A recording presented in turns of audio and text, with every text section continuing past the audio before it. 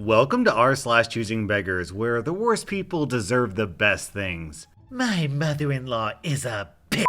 Firstly, she invited me and my mom to get our hair and nails done, and she said she would pay. But when we got there, she ordered the cheapest nail option. My mom was pissed and said she would have rather just not even gone because now she looks cheap and it really embarrassed me. Then my mother-in-law asked us if we wanted to come back to her house to watch movies / have a girls' night, and we felt like we had no other option but to say yes, so we wouldn't be rude. When we got there, her daughter, my sister-in-law, called and asked if she could watch her toddler daughter in an emergency situation. Apparently, her husband's brother was in the emergency room. Even though my mother-in-law had us over as guests, she agreed to watch her anyway, which my mom thought was extremely rude, and I was once again embarrassed as hell. My husband loves his mom, so I don't know how to tell him I want her to stay away from now on. What should I do?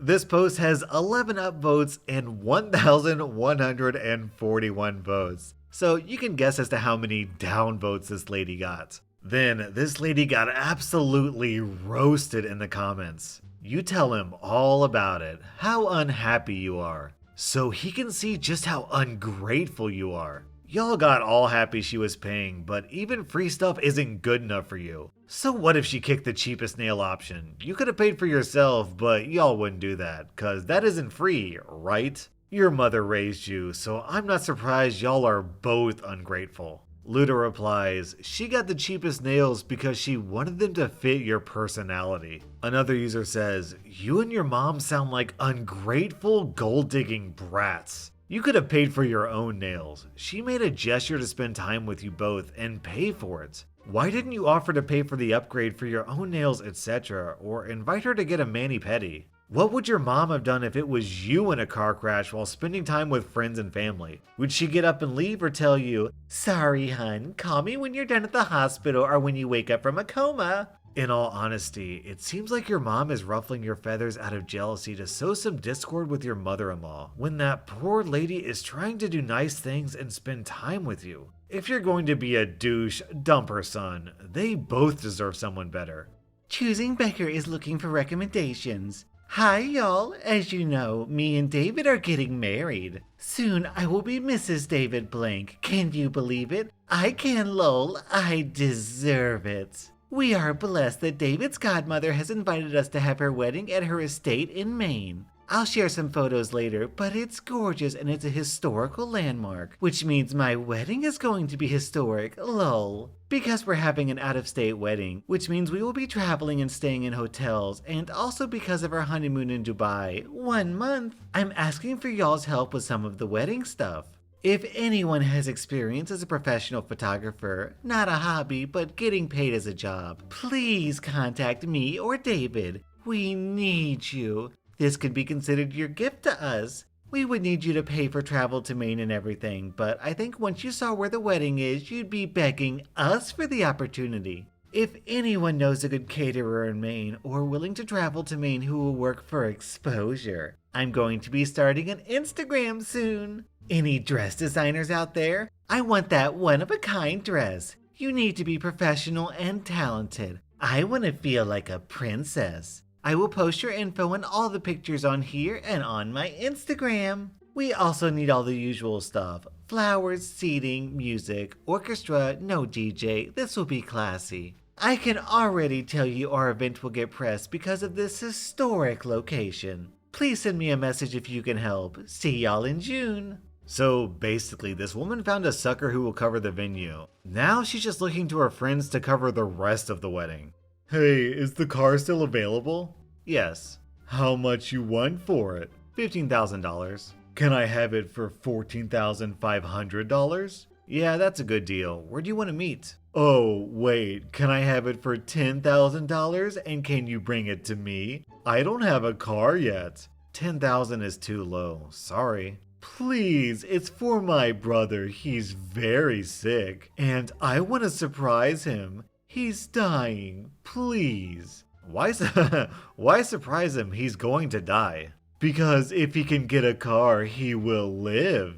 I'm sorry, it's too low. I'm sorry about your brother, but goodbye. I report you, jerk, blocked. He'll live if he has a car. These choosing beggars are getting dumber and dumber. Hi, any chance you can lower your price on the Dolce & Gabbana bag? It's for my daughter for Christmas. XX. Hello, I can do 600 pounds if you're able to collect it yourself. Can we say 150 please, and then the rest in the new year? Bit short on cash, and it's a present for my daughter for Christmas. She's 14 and obsessed with designer stuff. Please and thank you. I'm sorry, but no. 600 pounds really is the lowest I can do, and I'll need payment in full. Good luck. Effing grunt! What am I meant to say to my daughter? I guess it's true what they say about you greedy Jewish grunts. You privileged lot have absolutely no shame. Disgusting! P.S. Why not sell it for less? You don't even celebrate Christmas. I read a lot of insults for this YouTube channel, and I'm gonna be honest, this one made me a little bit uncomfortable just to read.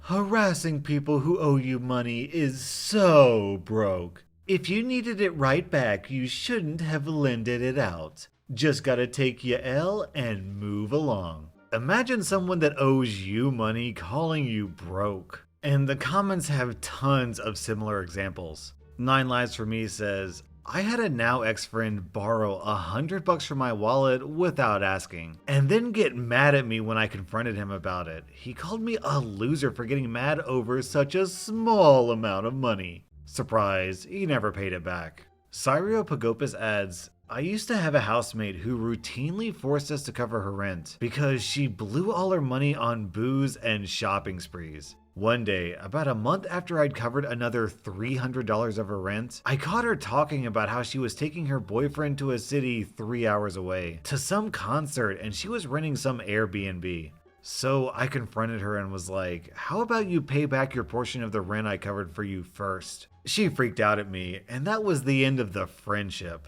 Pikasukio adds, my uncle had a customer who tried to pull some stuff like this. My uncle asked for half up front for supplies and labor costs. He finishes the job, then the customer says he doesn't have the rest of the money until next week. My uncle says okay, then goes back in a week and the guy says stop being pushy about $2,000. My uncle says okay, comes back with his tools and takes the material and equipment he installed back. The customer calls the cops. The uncle explains to the police, shows them a signed contract, and they stand there while he takes all his stuff back. The customer is flipping out and says he has the money. Uncle says too late and leaves. Now the butthole is $2,000 in the hole with no equipment.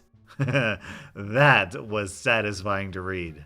This happened last night, and it was one of the most satisfying encounters I've ever had with someone with a downright comical sense of entitlement. I took a flight from San Francisco to Boston that was in the afternoon after a full day of work. I have a $200 airline credit to use on just this one flight before I lose it at the end of the year. So I was debating between trying to drink through $200 of free booze over the 6-hour flight versus upgrading my seat to the front row. In the end, I decided to go with the seat upgrade, and I picked the window seat in the absolute front row of the plane with a shameful amount of legroom and an empty middle seat. I never get upgrades, so this felt like quite the luxury to me. Turns out, the rest of the plane was completely full, so I was feeling pretty good about this decision. However, I still had some work to do on my laptop and was disappointed that because there were no seats in front, I couldn't keep my backpack in front of me and realized I had to go fight the mob of people still boarding for some overhead bin space before they all filled up. There was a very nice businessman sitting in the aisle seat in my row who stood up to help me.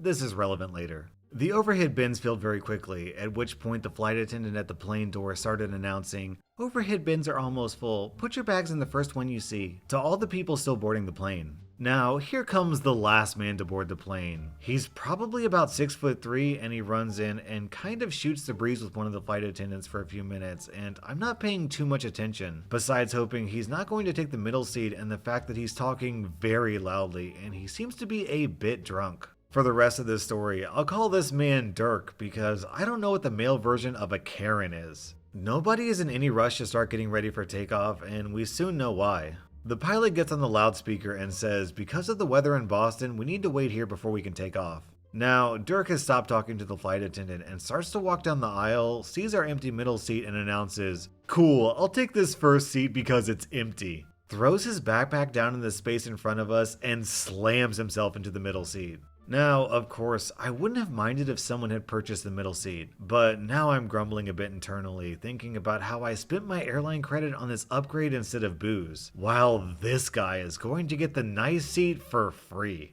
And nobody immediately came up to him and asked him to move his backpack, so I'm also frustrated that I had to put mine away, and now his bag is in front of my feet. And finally, Dirk is being extremely loud and vocal. For example, when the pilot came on the loudspeaker again and said that we would be waiting 45 minutes before takeoff, Dirk yelled out, "Man, this is some BS!" Stuff like that over and over. So at this point, I haven't said anything to him, but I'm just sitting there grumpily. It's been about 5 minutes already, not too long, but I'm starting to think they're just going to let this fly. Then comes one of the flight attendants and walks up to this guy and says, "Sir, can I please see your boarding pass?" The man laughs a bit and says he just showed it at the gate, and the flight attendant repeats that he would like to see it. So the man starts rummaging through his backpack and hands the attendant some crumpled up paper and then goes back to his phone. The flight attendant uncrumples it and now starts to look annoyed and goes, "Sir, you just handed me a receipt. Try again." The man starts belly laughing like, "Oh, my bad," and then pulls his boarding pass from his pocket. Of course, he's in 32B, and the flight attendant asks him to go to his assigned seat. Now they start to fight, with Dirk saying, "But the guy said to take the first available seat. Nobody is sitting here anyway." And the attendant repeating that he didn't know how he heard that, but people need to pay to upgrade to these seats, and he needs to go to his assigned seat now.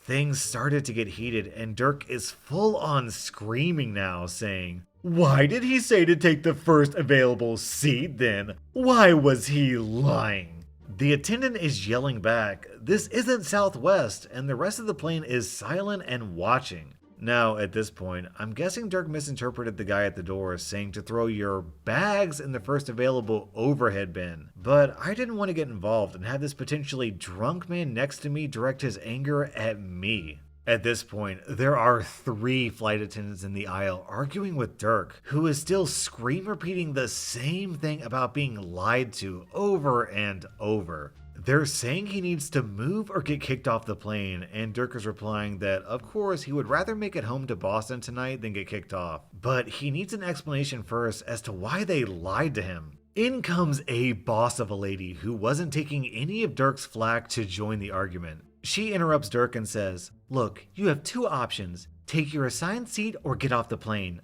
I don't care what you think you heard. I don't know why we're still having this conversation." Then, when Dirk would open his mouth to continue arguing, this lady would hold up her hand and yell, like a mother silencing their toddler having a tantrum. And I'm sitting there 6 inches away from the action, watching this all go down with delight. Dirk sits there in silence for a few moments, mouth open, looking at this lady, and then stays sitting in the seat and looks back at his phone and starts mumbling again in a low voice about being lied to. At this point, the 3 flight attendants walk away, and Dirk seems to think that that he's won. But lo and behold, 1 minute later, security comes on the plane. Now seeing this, Dirk stands straight up and says, "Okay, I'll go take my seat," and starts to walk down the aisle, but they stop him and remove him from the plane, and we didn't see him again. And me and the nice man sitting in the aisle seat ended up getting free drinks for the rest of the flight for our troubles. OP, you didn't spend $200 to upgrade your seat. You spent $200 for front row seats to the show of a lifetime. Searching for a photographer for my wedding. Here are my requirements. Must be willing to do the job for free. Must have at least 8 years of experience. Must be at the wedding all the time, no breaks. Bring your own food and drinks. As everyone knows, photographers need at least 9 years of experience before they can actually start charging for their time.